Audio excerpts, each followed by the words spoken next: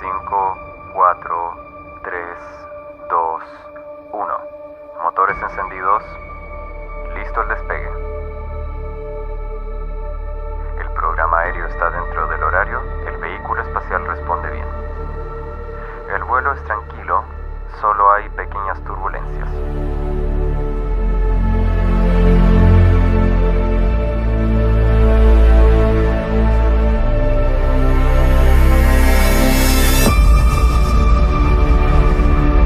Contemple nuevamente este punto. Eso es aquí, es nuestro hogar, eso somos nosotros. En él están todos los que amamos, todos los que conoces, todos de quienes has oído hablar. Cada joven pareja enamorada, cada maestro de moral, creadores y destructores de la civilización, cada santo y pecador en la historia de nuestra especie ha vivido allí, en esa mota de polvo suspendida en un rayo de sol. Quizás no haya mejor demostración de la locura de la presunción humana que esta imagen distante de nuestro pequeño mundo. Viajemos en el tiempo para descubrir cómo los eventos en la historia de nuestro planeta sugieren que no estamos solos en el universo y que nuestro punto azul pálido tiene un propósito.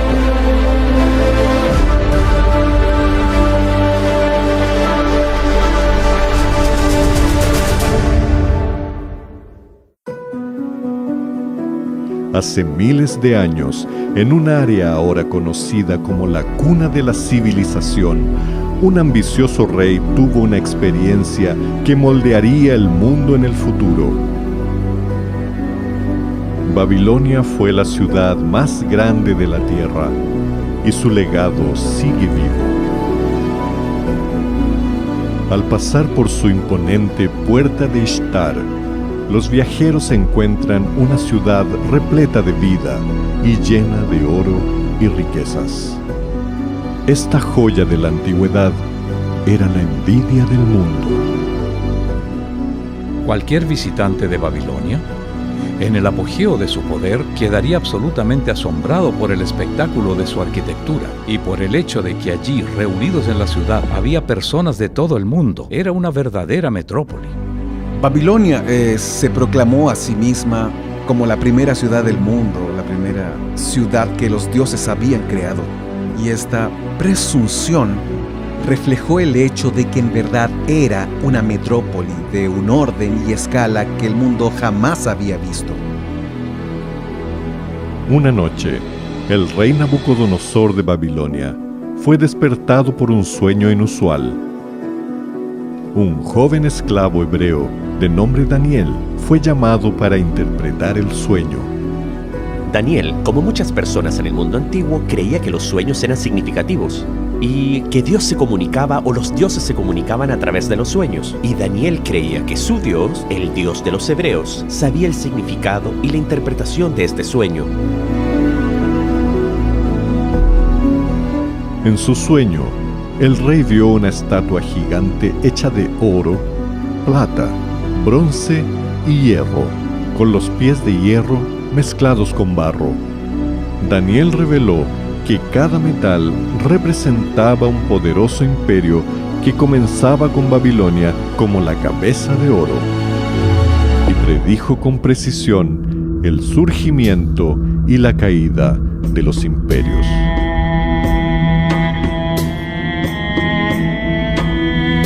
Pero ¿qué evidencia hay de que Daniel haya escrito sobre estos acontecimientos antes de que ocurrieran? Los rollos del Mar Muerto contienen secciones de los escritos de Daniel y datan del siglo II a.C. El historiador judío Flavio Josefo cuenta que los escritos de Daniel fueron presentados a Alejandro Magno cuando visitó Jerusalén en el siglo IV a.C. Y los estudiosos señalan que el arameo usado en el libro de Daniel calza perfectamente con el arameo usado en el siglo VI a.C. La primera vez que oí hablar de este sueño, debo admitir que estaba escéptico. Me refiero a que es difícil creer que más de 2000 años de historia humana fueron relatadas de antemano en un sueño de 150 palabras. Y me enfrenté a la idea de que o bien estamos lidiando con algo que podría ser un engaño, una mentira, o hay algo sobrenatural que está en juego. Daniel había predicho que un imperio representado por el pecho y los brazos de plata se alzaría para conquistar Babilonia. En el apogeo del dominio babilónico, Daniel predijo que se levantaría un reino inferior.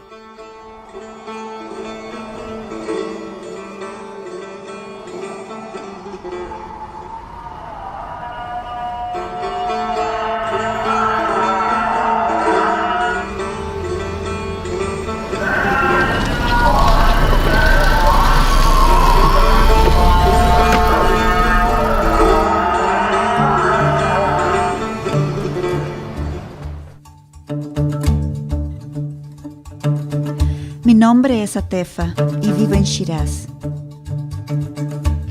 Es una de las ciudades más bellas de Irán, conocida por sus jardines y poetas. En mi tiempo libre me encanta tomar fotos. Como mujer musulmana, me siento asombrada cuando vengo a esta mezquita. Musulmanes, judíos y cristianos consideran a Daniel como un profeta sagrado. Y hace más de 2000 años, un conquistador se alzaría desde el este para liderar una lucha contra el poderoso imperio de Babilonia. Durante algunos años antes de la caída de Babilonia, los babilonios sabían que el rey de lo que llamaban Parsu o Persia, un hombre llamado Ciro, estaba conquistando grandes partes del mundo más allá de sus fronteras. Después de unirse con sus vecinos los medos, Ciro lideró los 2 ejércitos combinados en una serie de victorias famosas, dejando su nombre en alto como una estrella en ascenso. Pero su ascenso no estaría completo sin la toma de Babilonia. Heródoto retrata a Ciro como el modelo de un gran conquistador y retrata a Babilonia como la mayor conquista de Ciro, el premio supremo. Y era el premio supremo porque era el hueso más duro de roer. Babilonia era una poderosa fortaleza. Sus enormes paredes, con zanjas profundas y puertas imponentes, hacían imposible que cualquier fuerza invasora la conquistara. Enfrentados por muros que no se podían romper, las tropas persas identificaron el río Éufrates como el punto de entrada. Desviando su cauce río arriba, las tropas de Ciro pudieron marchar a lo largo del lecho del río, por debajo de las puertas y hacia el corazón de la ciudad.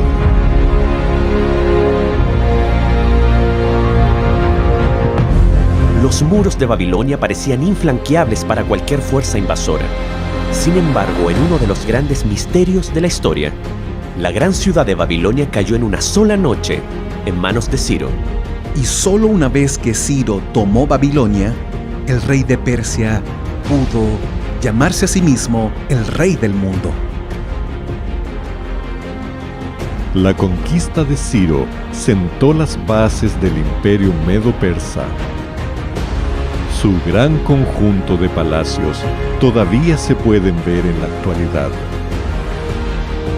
Cuando camino por las ruinas de estas antiguas ciudades, siento una fuerte conexión con el pasado. Siento que el legado y los mensajes del pasado siguen vivos hoy.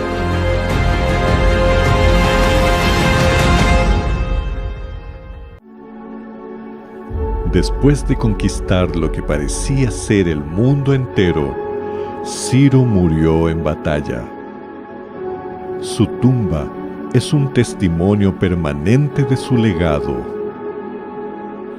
Hoy Ciro todavía es reconocido como uno de los más grandes héroes de nuestro país. El imperio que creó se construyó sobre el respeto a los demás y el deseo de una paz duradera. Creo que es lo que todos queremos.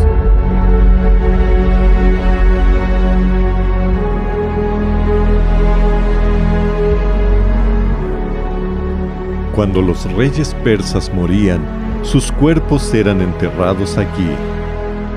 Estas tumbas construidas en altura eran un símbolo apropiado de su dominio y fuerza.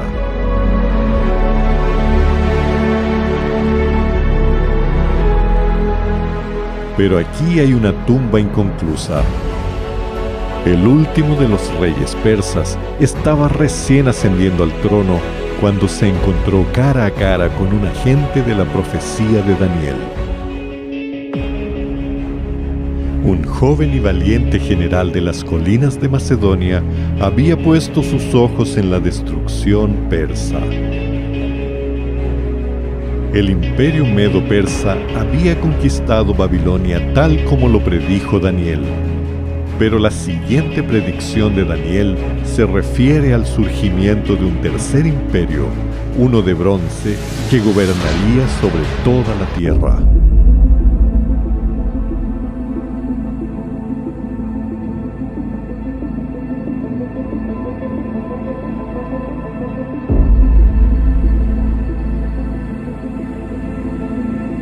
Escalar aquí es una especie de tradición, se traspasa de padre a hijo. Tenemos rutas fáciles y rocas pequeñas, pero también tenemos rocas grandes. La roca más alta mide 250 metros.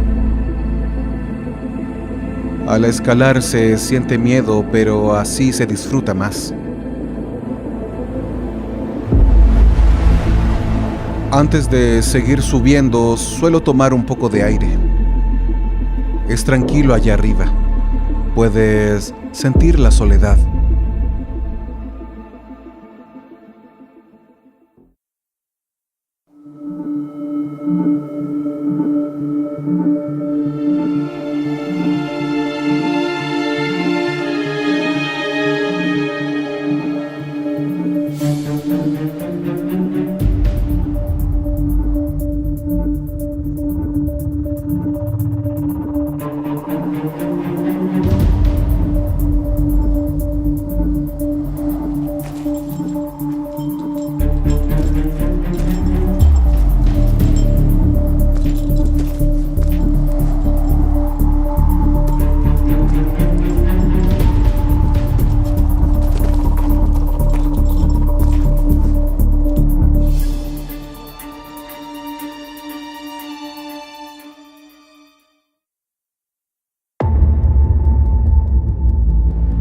Hoy los monasterios adornan las cumbres de estos acantilados.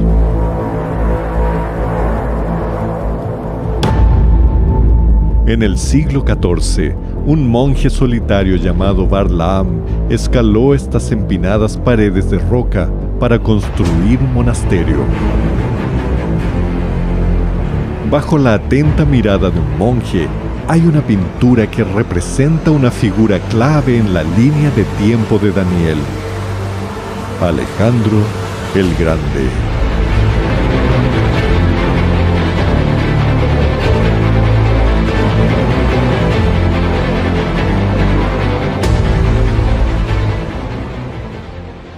Alejandro nació en el pequeño estado de Macedonia. Al convertirse en rey a la edad de 20 años, propuso lo impensable: invadir al poderoso imperio persa.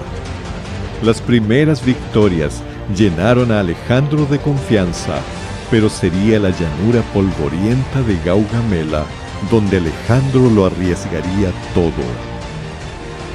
Él invade Mesopotamia, Irak, consciente de que al hacerlo tendrá todo el imperio del mundo en sus manos si gana. Eso es. Esta sería absolutamente la batalla decisiva, porque quien la ganara continuaría siendo el rey de Persia o el nuevo rey de Persia. El rey de Persia le había enviado un ofrecimiento de paz diciendo: toma la mitad occidental y déjame con la mitad oriental y de esta forma tendremos paz. Y uno de sus consejeros, el general Parmenión, dijo, si fuera usted, lo aceptaría. Y Alejandro dijo, sí, si yo fuera usted, lo aceptaría. Sí, pero no era Alejandro. Era imposible para él aceptar aquello. Él debía continuar, tenía que alcanzar sus objetivos. En todas las batallas que peleó, realmente él iba a la segura, iba directo a la yugular. El clímax de todo su reinado se acercaba. Todo dependía de esto. Dirigiendo sus tropas hacia el flanco derecho, Alejandro forzó una brecha en la línea persa. Los carruajes persas reaccionaron atacando la izquierda griega. Alejandro aprovechó la abertura central y persiguió al rey persa en su retirada a caballo. Aunque era superado en número en suelo extranjero, Alejandro obtuvo una famosa victoria. Él provocó la caída de un imperio y el surgimiento de otro. El Imperio de Plata fue reemplazado por el Imperio de Bronce, tal como Daniel había dicho que ocurriría. En cierto sentido, Alejandro era un oponente aterrador, manchado de sangre, y no debiéramos romantizarlo. Él mató a muchas personas, y su grandeza se levantó entre la sangre de mucha gente.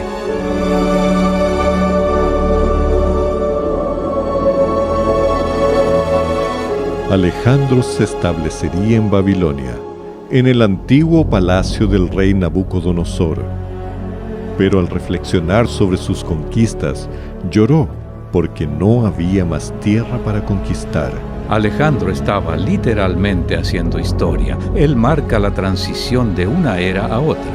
Sin la genialidad de Alejandro y sin la revolución militar que inició su padre Felipe, es perfectamente posible imaginar un mundo en el que el imperio persa continuaría. En muchos sentidos, diría yo tal vez, así como alguien más ha dicho antes que yo, que Alejandro Magno fue su propia mayor creación. Su imperio griego había conquistado el mundo entonces conocido con asombrosa velocidad. Un hombre había cumplido la profecía de Daniel. Daniel predijo que un cuarto imperio se alzaría con poder global. Entonces habrá un cuarto reino, uno fuerte como el hierro, y como el hierro todo lo desmenuza y pulveriza, así desmenuzará y pulverizará a todos los demás. Ubicada en el corazón del mar Mediterráneo, es una ciudad que pasó de la oscuridad a convertirse en el centro de un imperio global. Roma, Caput Mundi, capital del mundo.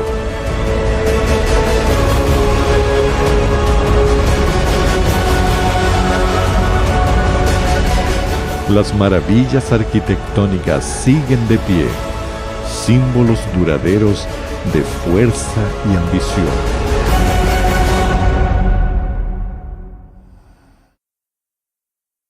Durante más de 20 años, Adriano Moravito ha estudiado los cimientos del Imperio Romano profundamente escondidos bajo tierra.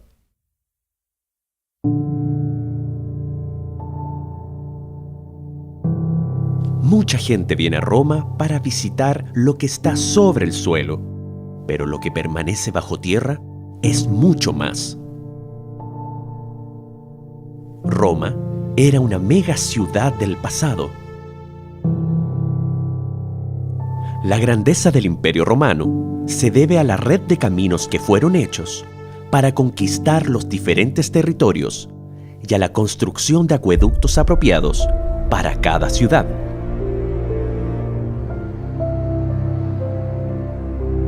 Se construyeron acueductos que permitieron que la ciudad creciera.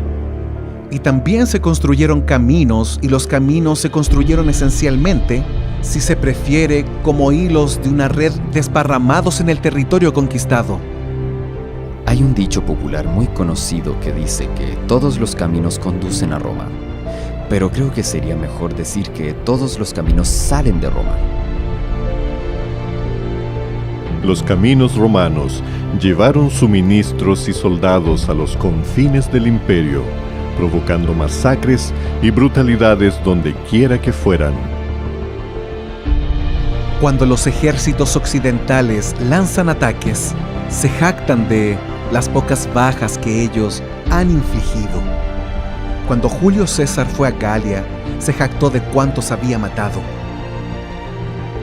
Pero el derramamiento de sangre no se restringió a tierras extranjeras. Los animados espectadores se reunían en el Coliseo para observar cómo miles de personas eran asesinadas violentamente. En muchos sentidos, la arena es la institución romana por excelencia. Esta fue una expresión de su virilidad, de su superioridad sobre el mundo bárbaro y sobre el mundo natural. En el apogeo del Imperio Romano, aproximadamente 1 de cada 5 personas en el planeta vivía y moría bajo el gobierno del emperador. Sus fronteras se extendían desde el norte de África hasta Britania. Por el año 476 después de Cristo, las invasiones bárbaras habían reducido las fronteras del Imperio Romano a un tamaño que no se había visto en 6 siglos. Había depredadores en las fronteras y los romanos los llamaban bárbaros. Muchos de ellos fueron dominados por los romanos y perdieron su libertad ante ellos y obviamente se molestaron y odiaron eso. Ellos fueron capaces de tomar posesión de vastos territorios de lo que había sido el Imperio Romano. Daniel predijo que el Imperio Romano se derrumbaría desde adentro, y lo que viste de los pies y los dedos, en parte de barro cocido y en parte de hierro, será un reino dividido, en parte fuerte y en parte frágil. Las tribus bárbaras dividieron el Imperio Romano, y estas nuevas naciones sentarían las bases para la Europa futura. Para los europeos, Roma era el fantasma que no desaparecería. Y cuando llegó el momento en que el gobierno de los Césares se vino abajo, hubo personas que intentaron restaurarlo.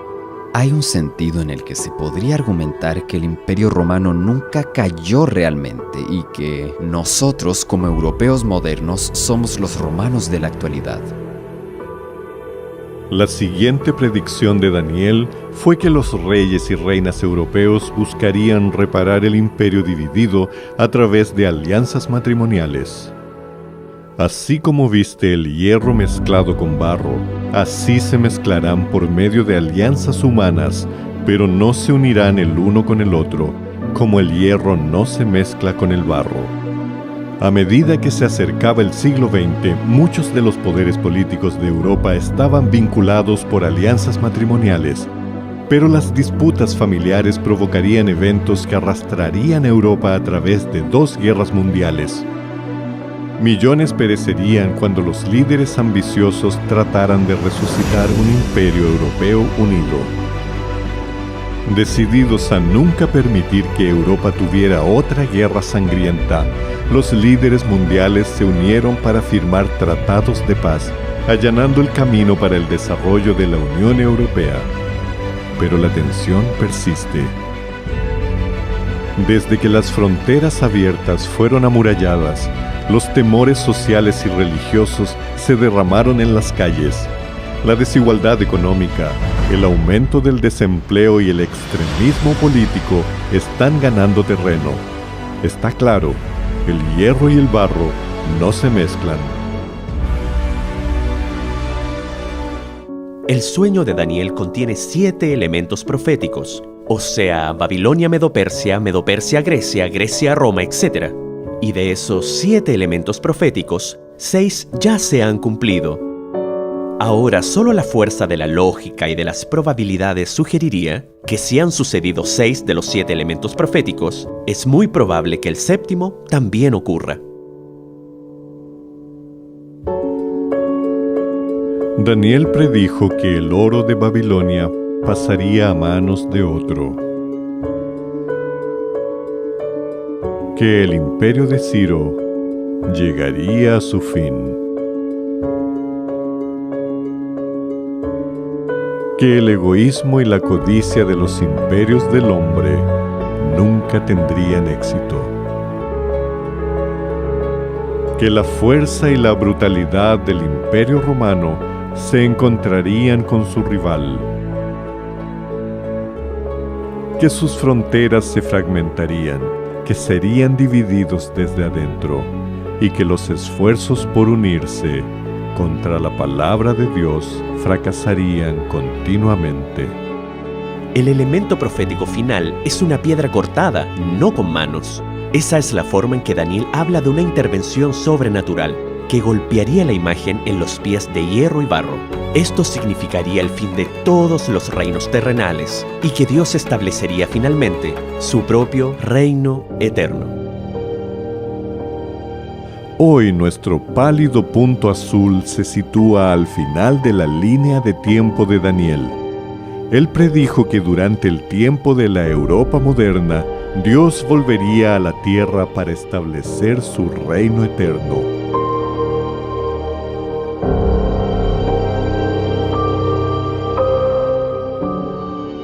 La Tierra es un escenario muy pequeño en una vasta arena cósmica.